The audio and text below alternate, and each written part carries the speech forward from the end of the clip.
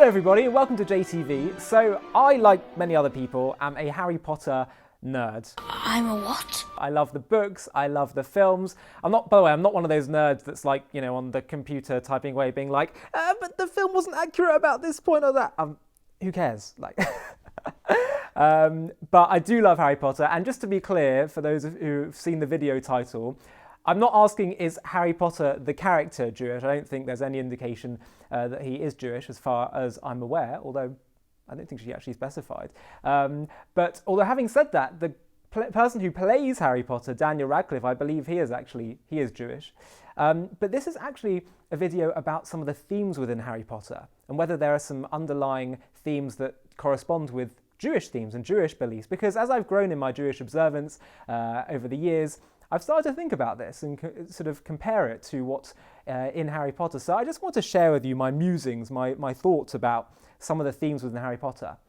The first one that just comes to mind immediately when I think about the Jewish way of life is sort of the contrast between people in the magical world, witches and wizards, and the Muggles, right? And so I think also about sort of Jewish life and all the weird and wonderful things that we do and the way we see the world versus sort of the rest of the world. I'm not saying that we don't share many sort of spiritual concepts with other religions, but we certainly see the world in a very specific way, and we, each month we're engaging in certain practices and beliefs and things that we believe we're doing are tapping into deeper spiritual realities about the world. So that's one thing that comes to mind, so the contrast in the way of life and seeing the world differently. But the second thing that I think taps into a very strong belief in Jewish philosophy is this idea of choosing. The idea that we have the ability to make moral choices in life. Harry is plagued throughout his whole student life by this idea, the reality that he is in some way connected to Voldemort, sort of the archetypal evil character. And whether it's he's at the Sorting Hat and he's sort of concerned he's going to be put in Slytherin, whether it's his sort of connecting to Voldemort's mind, he's constantly plagued by this notion that maybe he too could be evil. And one of the teachings that Dumbledore gets across to him is that he may well have similarities or have some kind of, relationship with evil, an evil person, but that doesn't mean that he has to be that as well, and he still has the ability to make choices. That's a massively important Jewish idea, that while we can't choose the reality that we live in, we can't choose the environment that we grew up in, or that or sometimes we can't choose the situation we're placed in or the people we're put around, we do have the ability to respond and choose how we're going to respond on a moral level. Abraham, who was one of the greatest people of all time, one of his direct descendants just a few generations later was Amalek, who is considered one of the chief sort of enemies of the Jewish people and a very evil person. We have the ability to choose. Joseph, who was rejected from his whole family, sent down to Egypt, seduced by the wife of his master, went to prison, then was just completely embedded in Egyptian society. He stuck strong to his values. He stuck strong to what was true and chose to respond accordingly. Again, just because you're in a certain place or environment or something has happened to you or you're with other people, you come from a certain background, doesn't mean you have to act, you're guaranteed to act in a certain way. We have the ability to forge our own destiny.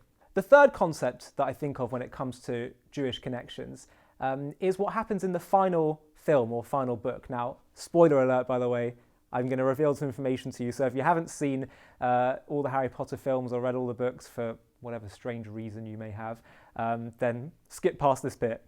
But if you recall, in one of the final scenes where Harry gets all of Snape's memories and he starts to understand that though he thought Snape really had no care for him whatsoever, treated him terribly, and then on top of that was working with Voldemort and working to destroy him basically and destroy the magical order, he then learns that actually what he thought was true was not the case at all.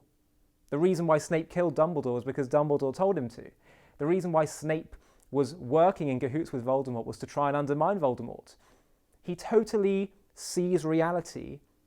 It does a complete 180 and he sees it in a completely different light. And suddenly it all makes sense. I find these scenes, these happen in all kinds of movies where suddenly they realize something and see their whole experience and past in a totally different light. These scenes move me so much because this, I think, touches on a very deep Jewish concept, that we believe that as we go through life, things may seem chaotic, they may seem like they don't make sense, they may seem completely out of order.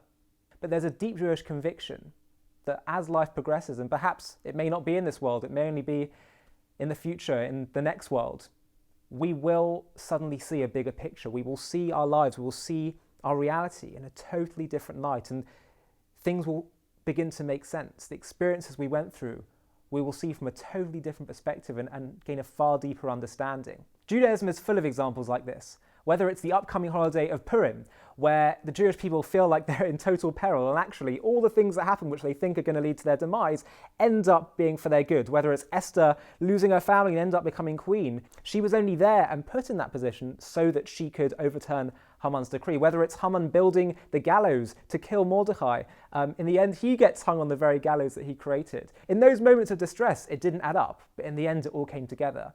Or whether it's the story of the Exodus, of people experiencing oppression and slavery, and everything, an entire civilization is overturned, where the Jewish people become redeemed. Or whether it's the story of Joseph, where he experiences this terrible, painful journey, but in the end, the brothers come to see him, and he's in this position of power, and he reveals to them that he is Joseph, and suddenly it all comes together. It all makes sense, and the brothers are able to reunite and able to heal. The Torah commentaries tell us that that moment where Joseph reveals himself, where he says, Ani Yosef, I am Joseph, they tell us that everyone will go through that at the end of their lives and also at the end of world history. We will all have that Ani Yosef moment, that I am Joseph moment, where God himself will say to us, Ani Hashem, I am God. And suddenly all the elements of our lives, all the elements of world history will come together to form a perfect picture. And for the final Jewish concept, I just have to share one line that Dumbledore says, which I think is very much in line with Jewish understanding. He recognises that as great and as powerful as magic spells may be, in the end, the most powerful thing that human beings can do and impart to one another is either love or hurt, hatred. And in particular, he says that that can come about through the words that we use. He says, quote, words are, in my not so humble opinion, our most inexhaustible source of magic, capable of both inflicting injury and remedying it. As it says in Proverbs, in Mishlei, the tongue has the power of life and death. I'm Ollie Annisfeld, and you're watching